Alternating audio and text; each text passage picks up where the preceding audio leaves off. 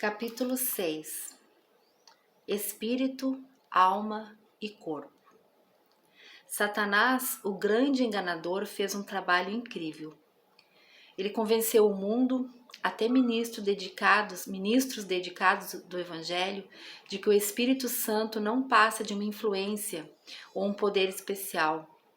Este engano é uma prioridade de Satanás, pois ele sabe que no momento em que você descobrir a personalidade e realidade do Espírito, sua vida será drasticamente transformada. Examine a história. Todo grande reavivamento foi acompanhado de uma revelação do Espírito Santo. Até Martinho Lutero atribui a grande reforma à obra do Espírito. Ele disse que Gálatas era o seu livro favorito da Bíblia, por causa do versículo que diz: andai no Espírito e jamais satisfareis a concupiscência da carne. Gálatas 5:16. Mas poucas pessoas sabem hoje o significado de andar no Espírito. A raiz da palavra significa em uníssono, como com, ou ligado a, até mesmo comunhão com. É surpreendente como pessoas que cresceram numa igreja cheia do Espírito chegaram a perguntar-me: devo falar com o Espírito? Fui recentemente convidado a pregar numa grande e histórica igreja pentecostal. A congregação ficou chocada quando eu disse: vocês redescobriram o Espírito Santo, mas o colocaram numa jaula. Expliquei então: vocês acharam que os católicos não podiam tê-lo, de que os batistas não podiam tê-lo, mas lhe trago novidades. Ele saiu da jaula e foi para as igrejas de São Miguel, Primeira Batista, Metodista Unida e todas as demais. Milhares de pessoas foram tocadas pelo Espírito, mas seu crescimento espiritual ficou estagnado pelo clero, que por alguma razão decidiu subordinar a terceira pessoa da Trindade. A Igreja de Jesus Cristo tem, infelizmente, ignorado o que lhe estou dizendo. O fato de você estar lendo esse livro, porém, me informa que você tem uma necessidade pessoal de conhecer o Espírito Santo. Você pode ser cheio do Espírito e ter um encontro inegável com ele, mas uma compreensão profunda do Espírito Santo não vem da noite para o dia. Foram necessários anos de sua orientação e ensino das Escrituras para que eu chegasse a esse ponto, e continuo aprendendo a cada dia. Divindade. O que vou contar sobre a divindade deu-me uma noção completamente nova do Pai, do Filho e do Espírito Santo. Descobri que Deus é um Espírito eterno, mas sem forma material. Ele, no entanto, muitas vezes se revela em forma humana, em outros traços humanos. Deus Pai. O que dizer da maneira como Deus aparece frequentemente aos homens? Quando Ezequiel teve a sua visão de Deus, em 539 a.C., ele o descreveu sentado acima de uma expansão que separava as criaturas da glória do Senhor. Ele viu uma semelhança de trono como de uma safira, como que a semelhança de um homem no alto sobre ele. Ezequiel 1:26, Almeida, Revista e Corrigida. Qual a aparência de Deus Pai? A de um homem. Você diz: aprendi que Deus é espírito. Está certo, mas ele é espírito com uma forma misteriosa e não uma nuvem flutuando no espaço. O apóstolo João o descreveu no livro de Apocalipse como um reflexo brilhante de pedras preciosas. Ele disse: imediatamente eu me achei em espírito, e eis armado no céu um trono, e no trono alguém sentado. E esse que se acha sentado é semelhante ao aspecto a pedra de jaspe e de sardônio. Apocalipse 4:2 e 3. Os profetas descreveram as afeições de Deus em grande detalhe. Isaías diz: os seus lábios estão cheios de indignação e a sua língua é como fogo devorador. A sua respiração é como a torrente que transborda. Isaías 30:27 e 28. Deus revelou o fato de que ele pode ser, mas fizeram o que parece mal aos meus olhos. Isaías 66:4. Da edição Revista e Corrigida. Para minha surpresa, descobri que Deus é descrito como tendo a semelhança de dedos, mãos e um rosto, depois do Senhor ter falado a Moisés no Monte Sinai. Ele lhe deu as tábuas de pedra escritas pelo dedo de Deus. A seguir, o Senhor disse a Moisés: Não me poderás ver a face, porquanto homem nenhum verá a minha face e poderá viver. Êxodo 33, 20. Ele chegou até a falar a Moisés sobre as suas costas, dizendo: Quando passar a minha glória, com a mão te cobrirei, até que eu tenha passado. Depois, em tirando eu a mão, tu me verás pelas costas, mas a minha face não poderás ver e viver. Versículo 22 e 23 de Êxodo 33. Se Deus se revela apenas como um espírito invisível, como foi possível a Adão e Eva ouvirem seus passos? Quando ouviram o som dos passos do seu Senhor andando no jardim pela viração do dia. Gênesis 3, 8, tradução literal. Deus tem também um coração, então se arrependeu o Senhor de ter feito o homem na terra, e isso lhe pesou o coração. Gênesis 6, 6. Como chama de fogo. Vamos estudar agora o Filho. Antes de Jesus vir à Terra, da mesma forma que Deus Pai, ele só tinha uma forma imaterial. Seu corpo terreno de carne, sangue e ossos, lhe foi dado quando nasceu como um bebê em Belém. E como você, ele cresceu para tornar-se homem. Se eu perguntasse entre o Pai, o Filho e o Espírito Santo, quem é uma pessoa real? A maioria das pessoas diria que era o Filho. Podemos nos identificar com Cristo porque ele tomou a forma de um ser humano. De fato, se você não crer que Jesus Cristo viveu, morreu e ressuscitou dentre os mortos, será impossível para você tornar-se cristão. Esse é o fundamento que possibilita a sua salvação. A Bíblia deixa claro que Jesus, parte da divindade, tem uma alma. No Getsêmani, antes da crucificação, ele disse aos discípulos: A minha alma está profundamente triste até a morte. Marcos 14, 34. Temos uma descrição física de Cristo, que molda sua imagem, que molda nossa imagem dele. Temos uma descrição física de Cristo que molda nossa imagem nele. Sabemos, por exemplo, que usava barba e tinha cabelos compridos.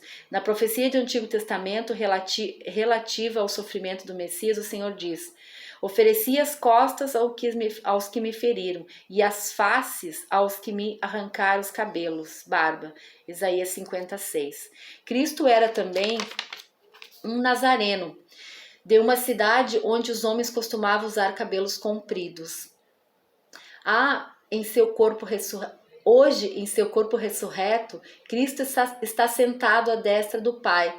Qual a sua aparência em Apocalipse? João teve uma visão dele, como vestes talares, e cingindo a altura do peito com um cinto de ouro. A sua cabeça e cabelos eram brancos como uma lã, como a neve, os olhos como chama de fogo, o seu rosto brilhava como o sol na sua força, na sua cabeça havia uma coroa de ouro, Apocalipse 14, 14, e no seu manto estava escrito as palavras, Rei dos reis, o Senhor dos senhores, Apocalipse 19, 16. João não está falando de Deus Pai, mas do Filho do Homem. O seu corpo humano glorificado é diferente da forma divina de Deus Pai, uma mente própria. E o Espírito Santo, ele também tem uma mente, uma vontade e emoções. Ele tem um corpo, claro que sim. Esse é o assunto que a maioria dos ministros teme discutir, mas eu experimentei a pessoa do Espírito Santo. Nós todos concordamos indiscutivelmente que ele é um espírito, isso faz parte do seu nome, mas o seu ser interior, ele é realmente uma pessoa. Mas em seu ser interior, ele é realmente uma pessoa. Primeiro, o Espírito Santo tem mente própria. Ao falar do Espírito Santo, Paulo disse: E aquele que sonda os corações sabe qual é a mente do Espírito, porque segundo a vontade de Deus é que ele intercede pelos santos. Romanos 8, 27. A mente do Espírito é distinta daquela do Pai e do Filho. Ele possui também emoções, tem sentimentos profundos que lhe permitem entristecer-se e amar. E não entristeçais o Espírito de Deus, no qual fostes selados para a sua redenção. Efésios 4, 30. Seu coração pode comover-se e tem capacidade para expressar amor. Escrevendo aos cristãos de Roma, Paulo afirmou: rogo-vos, pois, irmãos, por nosso Senhor Jesus Cristo e pelo amor do Espírito, que luteis juntamente comigo nas orações a Deus a meu favor. Romanos 15:30. É possível alguém amar sem sentir alguma emoção? A pessoa do Espírito.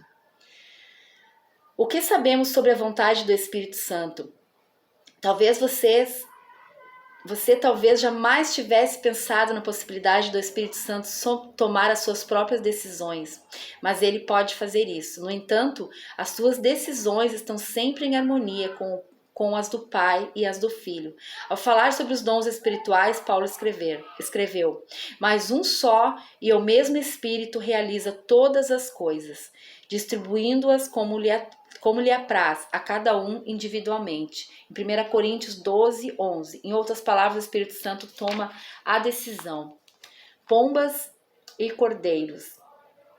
A questão do corpo do Espírito Santo me torna perplexo. Alguém me disse recentemente: Benny, o corpo do Espírito Santo é na verdade de uma pomba? Foi assim que ele desceu do céu. Eu repliquei: se isso for verdade, então você deve acreditar que Jesus era um cordeirinho. Ele é apresentado desse modo no livro de Apocalipse. No livro de Apocalipse, o apóstolo João ouviu um ancião dizer: não choreis, eis que o leão da tribo de Judá venceu. Apocalipse 5:5. Ele se voltou, esperando ver um leão rugindo, mas em vez disso viu um cordeiro que havia sido morto. Jesus subiu aos céus com um corpo físico, com as marcas dos cravos nas mãos, mas o símbolo que João viu era um cordeiro. Por quê? O cordeiro simbolizava o Cordeiro de Deus, Jesus Cristo. Jesus viu o Espírito Santo imediatamente após o seu batismo. Batizado, Jesus saiu logo da água, e eis que lhe abriram os céus, e viu o Espírito de Deus descendo como pomba, vindo sobre ele. Mateus 3,16. O Espírito Santo pode ser visto da mesma forma que o Pai e o Filho, mas a sua descida como uma linda pomba não significa que ele voa pelo céu nessa forma. Nem Jesus anda pelo céu com a aparência de um cordeiro. Em Apocalipse, o Espírito Santo foi também visto como 7 tochas de fogo. Apocalipse 4:5. Se o Espírito veio como pomba em Mateus, não se esperaria que ele tivesse um corpo feito de 7 velas ou 7 tochas de fogo. O Espírito Santo não tem forma de 7 lâmpadas nem de pomba. Um cordeiro, uma pomba, uma lâmpada, esses são símbolos e não formas físicas de corpos. Ouvir, falar e ver. A Escritura me diz, porém, que o Espírito Santo pode comunicar-se, embora não tenha ouvidos nem boca. Ele pode certamente ouvir-nos e falar conosco, mas dirá tudo o que tiver ouvido. João 16:13. E devemos ouvi-lo. Quem tem ouvidos, ouça o Espírito, diz Apocalipse 2:7. Apesar de não ter olhos como os meus, o Espírito a todas as coisas perscruta, até mesmo as profundezas de Deus. 1 Coríntios 2:1. Desde que você foi criado com ouvido, boca, olhos, não seria de esperar que o Criador, Pai, Filho e Espírito Santo pudesse compreender e falar com você. Creio também que o Espírito Santo pode tomar conhecida a sua presença mediante formas corporais, mas permanece sem limitações e totalmente onipresente. A Bíblia torna isso claro quando diz: o Espírito de Deus pairava sobre as águas. Gênesis 1:2. A Bíblia, no entanto, não me conta qual a aparência dele. Ela ensina um pouco sobre a maneira do Pai revelar-se e também dá alguma descrição de Cristo, mas detalhes como o Espírito se desvenda a nós são raros nas Escrituras. Ele é algumas vezes visto, mas não ouvido. Outras vezes é ouvido, mas não visto. A qualquer momento, porém, ele pode revelar a sua presença mensagem através de qualquer forma que vier a escolher. Uma semelhança surpreendente. Com o que Deus se parece às vezes? Embora eu nunca tivesse visto aparecer de forma visível, física, creio creio, como acontece com o Espírito Santo, que ele pode tomar a aparência que Jesus tinha na terra. De fato, muitos traços do caráter divino são mais bem conhecidos através da natureza humana, criada à imagem de Deus. Gênesis 1, 26, 27, Tiago 3, 9. O livro de Hebreus fala de Cristo como sendo o resplendor da glória e a expressão exata do seu ser. Hebreus 1, 3, né? Só posso concluir quando vemos a Jesus, vemos também o Pai. E creio que Jesus revela o Espírito Santo, como revela o Pai. Olhe para Jesus e verás também o Espírito. Algum dia, muito breve, vou ter uma ideia exata e creio que você está planejando estar ali também. O Espírito Santo não é também uma brisa celestial ou uma nuvem obscura flutuando para dentro e fora da sua vida. Ele é Deus e reside em nós. Ele é igual ao Pai e ao Filho na Trindade. Ao descrever a igreja de Corinto, Paulo disse: não sabeis que sois santuários de Deus e que o Espírito de Deus habita em vocês?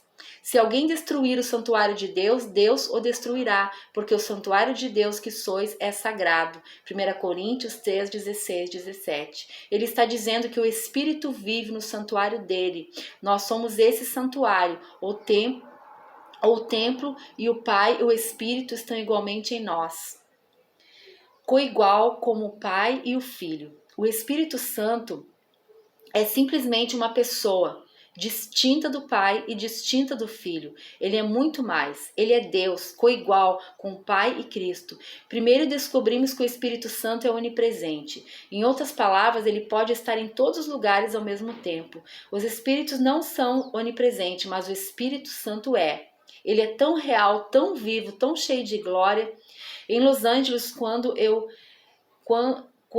em Lindengrado. Algumas pessoas têm problemas desnecessários com Satanás. Eles acham que o diabo é onipresente. Deixe-me assegurar que ele não é. Satanás não pode estar em todos os lugares ao mesmo tempo. Por quê? Porque os anjos não podem fazer isso. E o diabo era um anjo, um arcanjo. Os anjos, Miguel e Gabriel, não são onipresentes, nem Satanás. A onipresença do Espírito Santo é descrita nos Salmos. Para onde me ausentarei do teu Espírito? Para onde fugirei da tua face? Se subo aos céus, lá estás. Se faço a minha cama no mais profundo abismo, lá estás também. Se tomo as asas do alvorada e me detém nos confins dos mares, ainda lá me haverá de guiar as tuas mãos, e a tua destra me susterá. Salmo 139, do 7 ao 10. Ele não é só onipresente, o Espírito Santo é onipotente, todo-poderoso. O anjo disse a Maria: descerá sobre ti o Espírito Santo e o poder do Altíssimo te envolverá com a sua sombra. Lucas 1, 35. O Espírito do Altíssimo fala do Espírito de Deus. Esse mesmo poder do Altíssimo é o Espírito Santo e ele é onipotente, totalmente glorioso, totalmente poderoso, o Deus Todo-Poderoso. O Espírito Santo é também onisciente, ele tudo sabe. Emociono-me quando leio essas palavras. Nem olhos viram, nem ouvidos ouviram, nem jamais penetrou em coração humano o que Deus tem preparado para aqueles que o amam. Mas Deus nolo revelou pelo Espírito, porque o Espírito a todas as coisas prescruta, até mesmo as profundezas de Deus. Porque qual dos homens sabe as coisas do homem, senão o seu próprio Espírito que nele está? Assim também as coisas de Deus ninguém as conhece, senão pelo Espírito de Deus. 1 Coríntios 2, do 9 ao 11. Pense nisso. O Espírito Santo prescruta a mente de Deus. Ele descobre o que se acha nela e conta a você e a mim. Ele diz: eis que o encontrei. Como ele pode prescrutar as profundezas de Deus? Ele é onisciente. Você precisa saber mais uma coisa sobre Satanás. Ele não pode ler a sua mente. Os anjos não podem ler a mente e o diabo é um anjo. Se ele pudesse ler a sua mente, seria então um espírito onisciente, mas essa posição está revelada ao Pai e ao Espírito Santo. Satanás não pode ler a sua mente. Ele deve ser adorado. Essa é uma pergunta importante que devo fazer. Se o Espírito Santo é onipresente, onipotente, devemos adorá-lo como Deus. Ele merece o nosso louvor e adoração. Os cristãos enfrentam um grande problema ao tratar do tema da adoração ao Espírito Santo. Esse é um assunto que preferem não discutir. Se lhe perguntar, por que vocês não adoram o Espírito Santo? Parece que não encontram resposta. Talvez digam algo como, bem, não se espera que façamos isso. Para ser franco, tive o mesmo problema. Por quê? Porque o diabo me iludiu, como faz com muitos. Eu pensava, como posso adorá-lo? Não aprendi isso. O Espírito Santo, porém, é muito mais que um pássaro voando no céu, que lhe dá uma experiência pentecostal. Se ele é todas as coisas que estivemos discutindo, igual ao Pai, ao Filho, deve ser então adorado. Nós não adoramos ao Pai e não adoramos ao Filho? Você pode ficar imaginando como o Espírito Santo deve ser adorado. Pense bem, como você adora a Deus, como você adora o Filho. Não deve haver diferença, você deve dar a Ele a devoção e seu amor.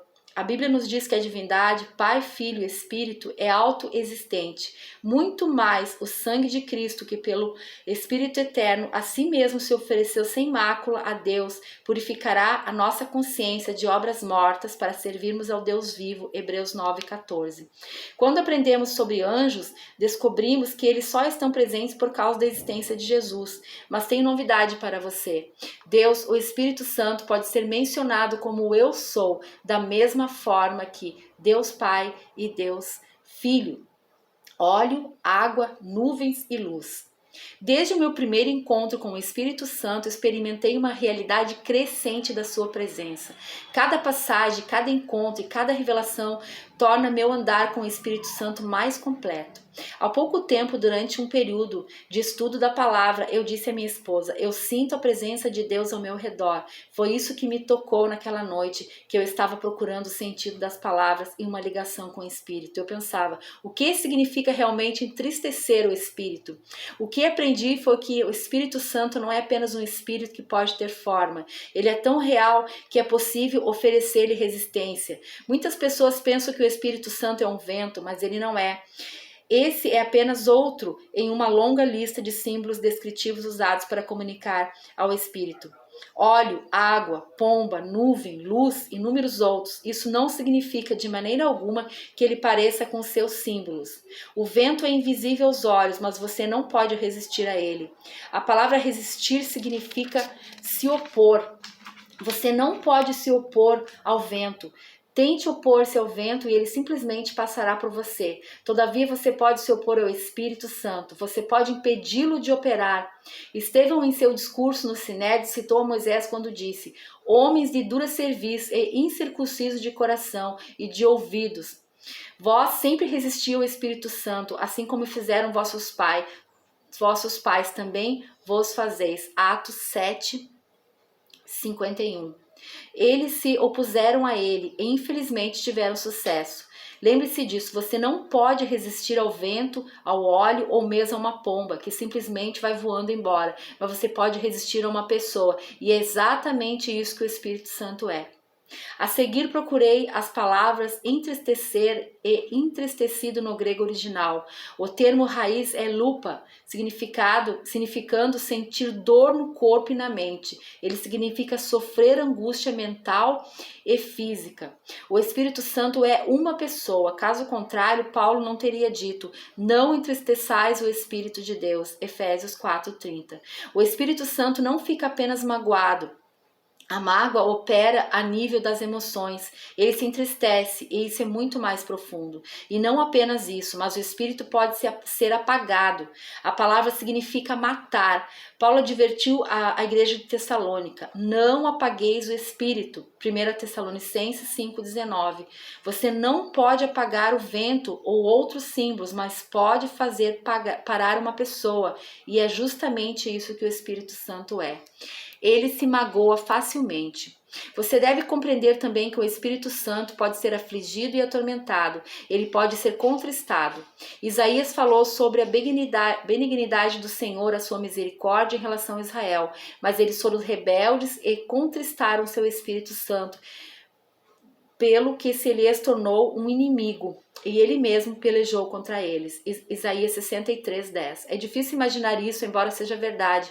O Espírito Santo pode ser atormentado pelos seres humanos.